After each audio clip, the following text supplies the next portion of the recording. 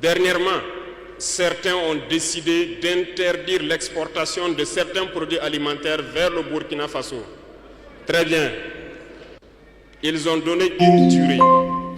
Nous ferons en sorte que, à la fin de cette durée, nous interdirons l'entrée de ces produits sur notre territoire. On nous traite de putschistes.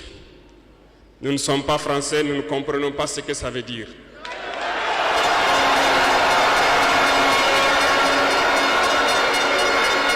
Et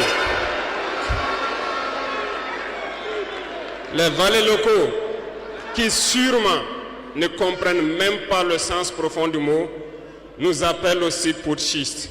Très bien, on se l'approprie. Au fil de ces années, pour ce qui concerne le Burkina Faso, vous avez dû remarquer, tous les corps ont été déstructurés. Plus d'entraînement, plus rien pour l'armée. Ils ont imposé dans tous nos états-majors, toutes nos écoles et toutes nos structures stratégiques ce qu'ils ont appelé des conseillers militaires. Lorsque nous nous sommes révoltés le 30 septembre 2022, la première des choses était de chercher à savoir qui sont ces conseillers militaires et où ils étaient. Nous avons donc pu identifier que le mal est profond. Et la première des choses était de leur demander de quitter notre armée.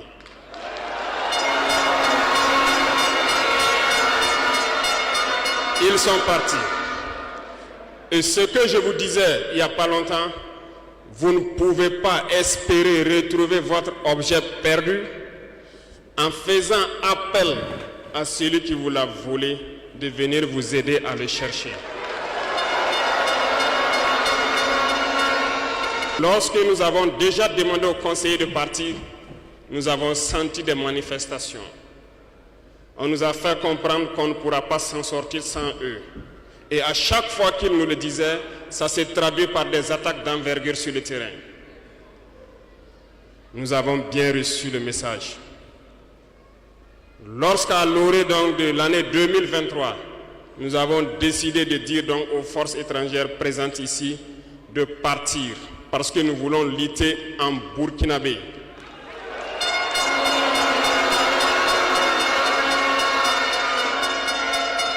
Ils ne l'ont pas sûrement apprécié.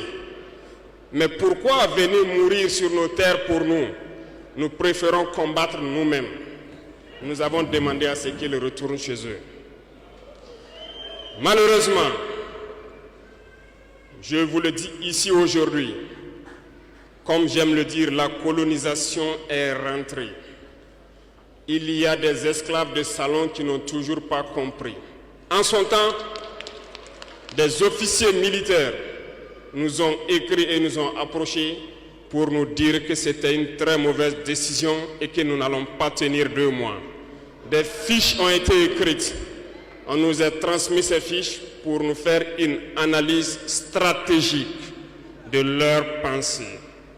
Nous avons dit, c'est soit nous sommes souverains ou nous restons esclaves à jamais. Effectivement,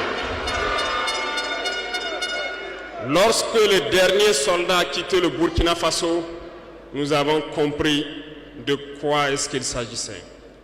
Les attaques se sont enchaînées immédiatement. Déou, Tinakov, Partiaga, ainsi de suite.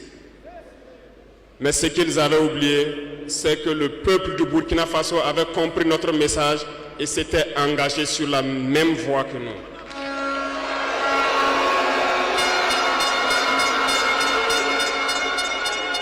Nous nous sommes réorganisés rapidement et subitement, nous avons constaté que toutes les cellules dormantes terroristes se sont réveillées au Burkina Faso.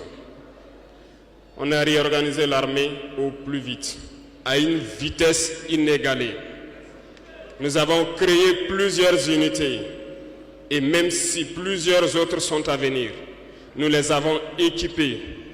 Et aujourd'hui, cet équipement se poursuit parce que dans les jours à venir, les mois à venir, ce que vous allez voir venir au Burkina Faso doit faire de notre armée une puissance à craindre.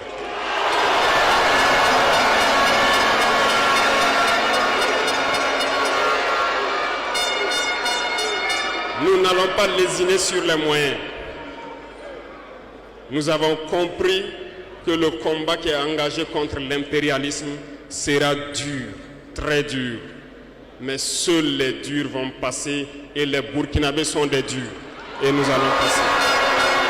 Mais aujourd'hui, nous n'avons plus de sentiments sur ce volet.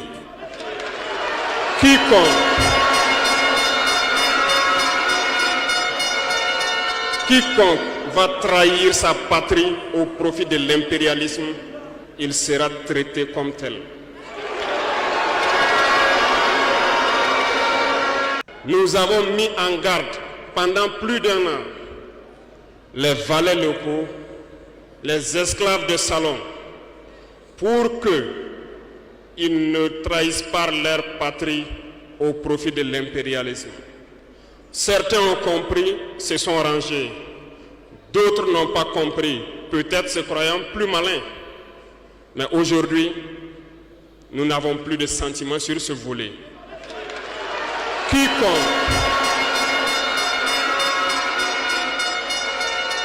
Quiconque va trahir sa patrie au profit de l'impérialisme, il sera traité comme tel.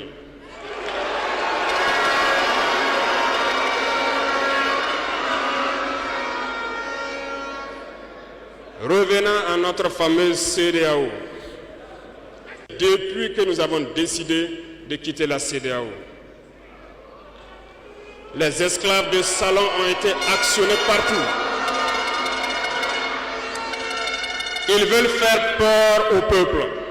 Ils veulent faire peur à tout le monde. Dieu merci. Dans un passé récent, il n'y avait qu'une poignée de gens qui avaient droit à la parole. Sur les plateaux télé, c'est ce qu'ils se disaient, qui étaient donc prêts pour l'évangile. Aujourd'hui, avec les nouvelles technologies, qui ont bien sûr des avantages et des inconvénients, tout le monde a droit à la parole. Et je pense que les Wanyis sont les premiers à confirmer cela.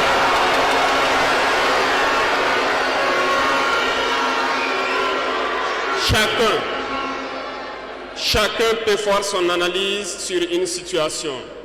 On peut certes se tromper, mais lorsqu'on vient vers nous pour comprendre, nous sommes bien ouverts pour vous expliquer les démarches.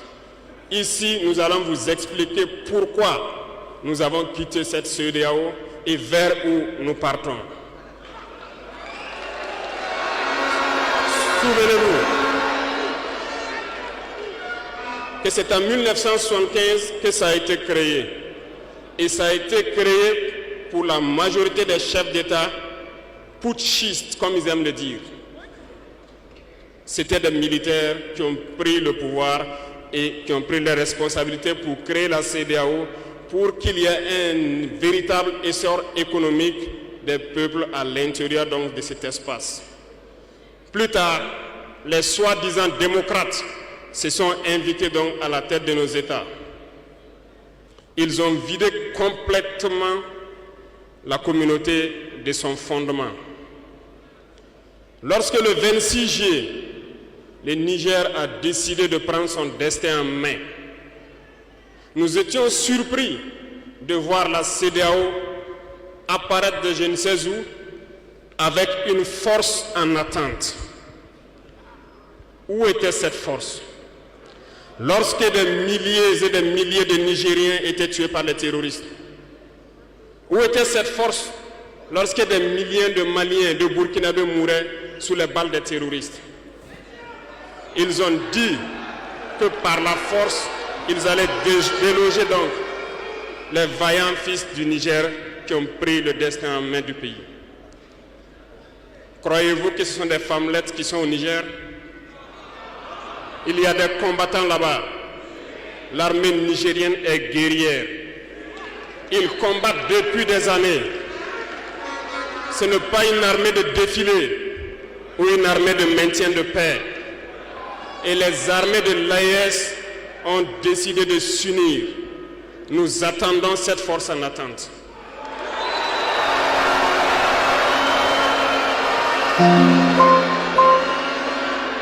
Il faut que ces soi-disant démocrates le comprennent. Là, vous avez écouté le président Ibrahim Traoré qui dit à toutes les impérialistes qu'ils n'ont plus peur d'eux, que l'Afrique peut se développer lui-même, que tout ce que vous avez interdit d'entrer au Burkina, après cette période dont vous avez interdit, lui va plutôt maintenant vous envoyer cela chez vous, parce que lui, il était un créateur. Lui, c'est un faiseur des choses. Les gars, partageons la vidéo massivement. Abonnez-vous si vous êtes nouveau sur la page. Les gars, ce président est le président de l'Afrique, comme j'ai l'habitude de le dire. C'est le président des présidents africains. C'est un des présidents, l'incarnation de Thomas Sankara.